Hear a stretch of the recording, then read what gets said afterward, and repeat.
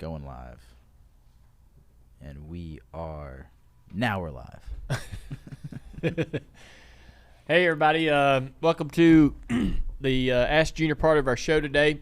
Here at the Dale Junior Download in the Bojangles studio with Mike Davis. You sent your questions into Xfinity Racing on Twitter, and Alex has got them today.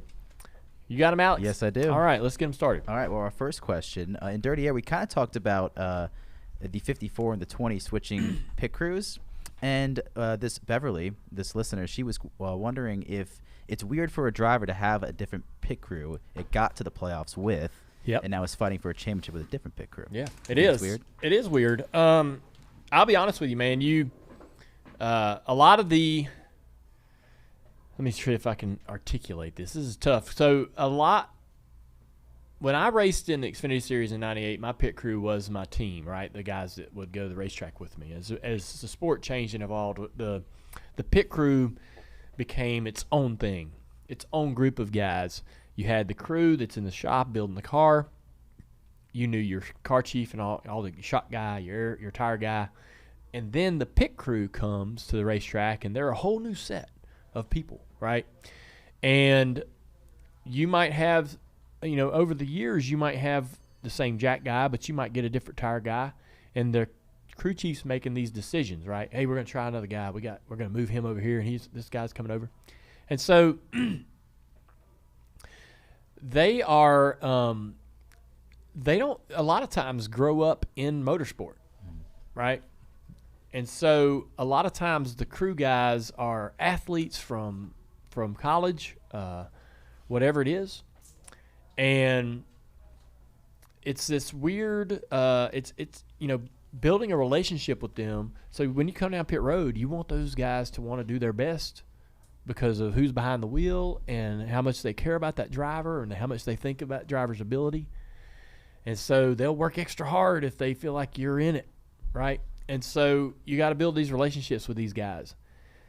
And knowing that, heck, man, your crew chief might not think the tire guy is good enough or the jack man's good enough, and he might get swapped out or changed. And so you build that relationship, you put equity in it, and you depend on them, you pit practice with them, do whatever you can, take them places, reward them when there's good things happening. And then knowing that, they could be gone the next year or they could be gone mid-year, and then you have to build that relationship again. Now, I've never been in a situation where the entire team disappeared and a whole new group came in, right? Mm-hmm. Now, I would imagine that if your team was taken from you, right, you got this new group comes in, you got to have a conversation where you're sitting down and go, hey, I know that you're here because of one, I know why you're here. I know why the change was made. We all got to embrace this. Let's go forward and prove that either, you're great or prove why this change was made or what happens, right? I would imagine that there's definitely conversations that are had where if you're Ty Gibbs, you're going, hey, man, I had a great crew. You guys are coming in off the 20 car. I believe in you. I know that it looks like they sent my guys over there because they're better and they're doing a better job this year, and we need that car to do well in the playoffs. But why don't we spend these next 10 races proving that you're as good, right? Why don't we work together and find out a way to raise the profile of this crew? And so those are the type of things. It's motivation, but the driver's a part of that. And it can be awkward and weird, and it's nothing that you did. But, building some relationships and trust and friendships with those people is really important. Because they're going to come down pit road and work harder because of they got a friendship with the driver.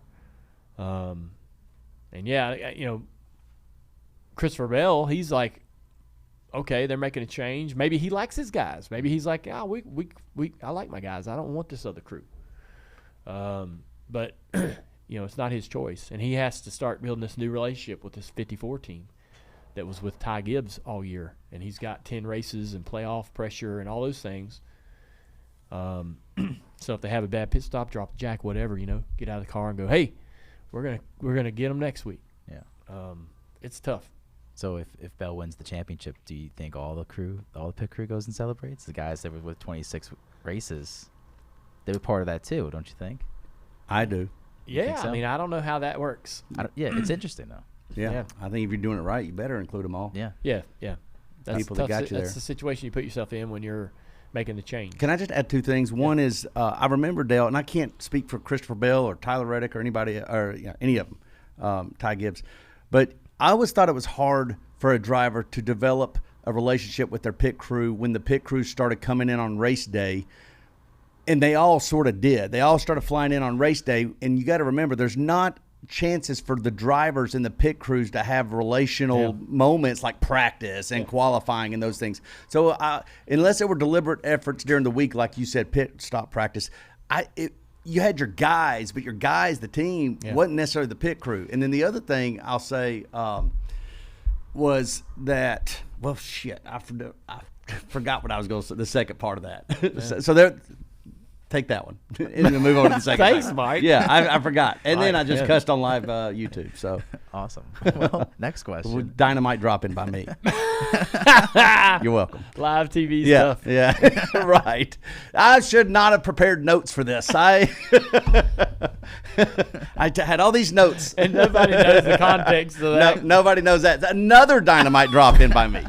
I'm killing it. I'm going to shut up now. Ask Junior. I'm going to turn it back over to Junior. I love this. I love it. All right, my next question is Patrick. He's new to NASCAR, so he heard Denny said he thinks he has a loose wheel during the race, and he wants to know how can a driver feel that, and what does it feel like? It shakes like a bad washing machine. Whoa. You know, it shakes bad. You know, it's when the wheel's loose. It's one of a kind. It's a one of a kind feeling. So there's no way to really confuse that with something else, right? And so one of the things that is also a good sign of a loose wheel is the vibration getting worse. And that's the wheel getting looser and looser and about to come off the car. And so, yeah, I mean, it's distinct. And I know the crew said, hey, we couldn't find it. But I promise you, I trust Denny's, opinion about it. That it was loose. I know it was loose, no question. Like I've had enough of them come off and crash. You're thinking, well, maybe it's this, maybe it's not a loose wheel, maybe it's the brakes, maybe it's something else. Then you're in a fence, and you're like, yep, should have trusted my gut. Yeah. Is like a tire going down? What kind of feeling is that? Is that more instant or is that more? Well, I mean, it depends on if it blows or the tire comes flat. Basically when the tire loses air, it changes the balance. Car gets loose, car gets tight, whatever. You start to feel the tire wallowing around, the wheel moving around in the tire, right? So when the tire loses air, the wheel just kind of can go anywhere it wants. And it eventually rips the tire off the wheel, right? So you sort of feel that soft, wallowy sort of feeling in the wheel happening inside the tire. So that's pretty different. That's a lot different. Interesting. Next question is from Kent. This is a good one. What was your first reaction when you saw yourself on a cover of a magazine for the first time? Yeah, that was cool. Yeah, I'll be honest. cool. Yeah, that's a great question. That was cool. I grew up in a house. My sister would, get the teeny bopper magazines with all the heartthrobs on the cover and all that. Boy bands. Yeah, and you go, so you're exposed early in your life to like covers of magazines and the celebrity factor of that or whatever, the cool factor of that, right? And so, like I don't remember which was the very first cover that I ever saw. It's probably some, regional racing publication, but it was cool. But at the same time, it's like, damn, now you got a bullseye on your back. They're putting you on the front page. Now you got a lot of attention that you don't necessarily know you want. You got to back it up. Yeah. What do you have like a favorite cover that you were on? I think you're on a lot. The one with me and Matt Kenseth, I think, is ESPN magazine we did when we were coming out of our rookie year or going into our rookie year. I can't remember. It was right around there. It's a funny photo shoot, man. You know Matt. He's so hilarious. We might have talked about this on our podcast with Matt, but me and Matt raced in the Busch Series, and I beat him in both years for the championship. Now we know that he would come out and beat me in the Rookie of the Year title and win a championship, and I never won a championship. So Matt obviously, got over those 2 championship losses in the Xfinity Series. But we're standing there getting ready to take our photo. ESPN's like, "Hey, they want you and Matt together on the cover." And so they put us in this room, and we're in front of this screen. The cameraman's starting to take our picture. And they're like, "All right, Matt, you stand over Dale's shoulder, right?" And so I'm standing there, and Matt's over my shoulder. And Matt's grumbling behind me. He's like, "Damn it, standing behind you. Why ain't we side by side? Why do I got to stand behind you?" And the photographer's like, "Okay, Matt, slide over just a little further behind Dale, a little further." And so really when you look at the picture, I think it's like half his face. It's like all me and then half of Matt's face just right off the side behind me. And as he's asking this guy to slide, as this photographer's asking Matt to slide over, and they keep taking, "Okay, no, he's not as far over as I thought." So Matt is like grumbling in my ear going, "F this, man. Screw, what the hell is this, man? Why do I got to be behind you? Why do I got to be behind you?" And so he was half joking. Now, he wasn't really that annoyed by it. But I thought that was a good cover. Yeah, that's going into our rookie year. Yeah. And so, yeah, just a couple of kids. Yeah. Awesome. I think we got time for one more question. This is from Ryan, and he wants to know, do you have any weird superstitions, and how about any race day superstitions you used to have?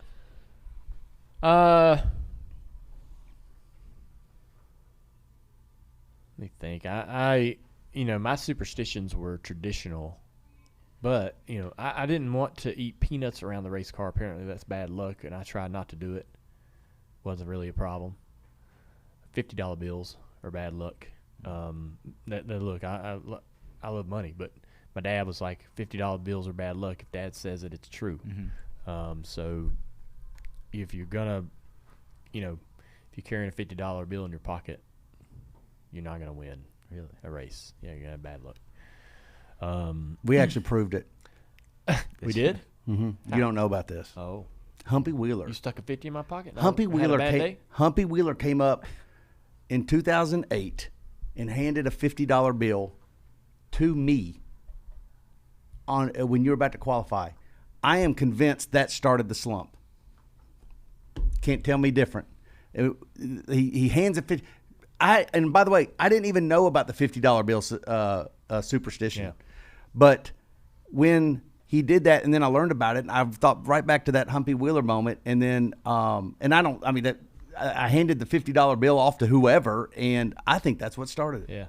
My dad wouldn't do $50 bills. And so, I just listened to Dad. If Dad said it was bad luck, it was bad luck. The color green. I know that I had plenty of green in my racing career, but that was a big deal. My grandfather Ralph, I heard, was particular about that, the color green car. Yeah. And the peanuts. Peanuts. He didn't like people eating peanuts in the shop and stuff like that. But I don't know, it's not really a superstition. It's probably not right to even consider it this, but I always needed to have the prayer. So I'm not like super duper religious or anything. I just, I'm a Lutheran. I go to church when we can. I'm kind of casual about it. It's not a big, huge thing. But for some reason, when you get in that car, there would be times where you'd be like, just keep me safe. I just want to tell something to keep me safe, so you'd say a prayer, right? And you'd be like, hey, I just want to have a good, safe race. And so, but praying to myself or me saying a prayer wasn't good enough. I don't know. I didn't feel like that was an official. We had a preacher that would come through the line. He would go from the back of the field to the front, and there would be sometimes at races multiple preachers that were handling sections of the field, right? And so when that, the preacher comes up and says a prayer, usually it was happening outside the car. Amy would be there. He'd walk up. We'd be like, hey, man, great to see you. He'd be like, you don't pray? You're like, yes, of course I do. And you say prayer. That needed to happen for me to feel like, all right, I'm good to go. I don't think anything's, nothing bad is going to happen to me. Yeah. I always felt like I was not all together ready when I didn't get my paper from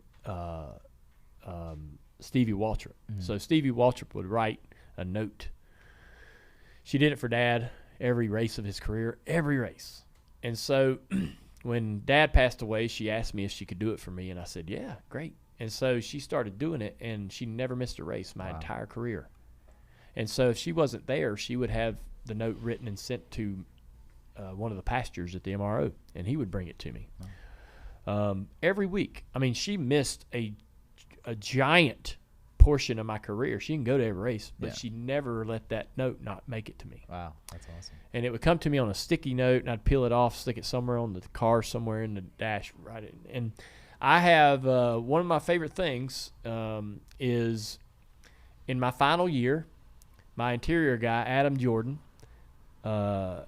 framed all of those, put them on a big black board, and framed them. We have them up there upstairs here in Junior Motorsports. Oh, wow. I think it's in the break room. Yeah, I think I saw it today, actually. Yeah. Yeah. So that's all of the notes from this year, Oh. or the final year. I'm sorry. And Stevie's still writing notes to Dale. Sorry. So I don't know. That's not superstitious, but I mean, I guess it could be considered that. Like I felt like those are things that I needed to have happen. I didn't have, special, fire retardant underwear that I had to wear. This is my racing pair. Yeah. This is my practice pair. I didn't do that. I didn't care about helmets or any of that stuff. I didn't have anything that I could think of that had to happen. But that prayer and the note from Stevie was kind of like, man, if I don't do that, I'm really vulnerable to something, being injured or something bad happening to me today. Yeah. Well, that's all we got. Yeah. All right, man. That was a good Ask Junior. I appreciate all the questions, and I hope everybody tunes in. We're gonna have a great show today, talking about Darlington, obviously, and everything went down there. We talk about the Bowman and Suarez incident and go over that. But and we have an incredible guest this week. We're not saying. I think you should say. Let's say it. Let's say it. The American Nightmare. The American Nightmare. Yeah, Cody Rhodes is going to be on the show this week. I can't wait. We've had Stone Cold on the show before. I was a huge Dusty Rhodes fan growing up. Cannot wait to talk to him about all of that, and then especially what he's got going on. His story is incredible. Yeah. And so, we'll have Cody Rhodes on, and that'll be out tomorrow. That's right. So, anyways, looking forward to that. Everybody, have a great week, and we'll see you in Kansas. I cannot wait to go to Kansas, get some barbecue, and see some awesome racing. And we are good. All right.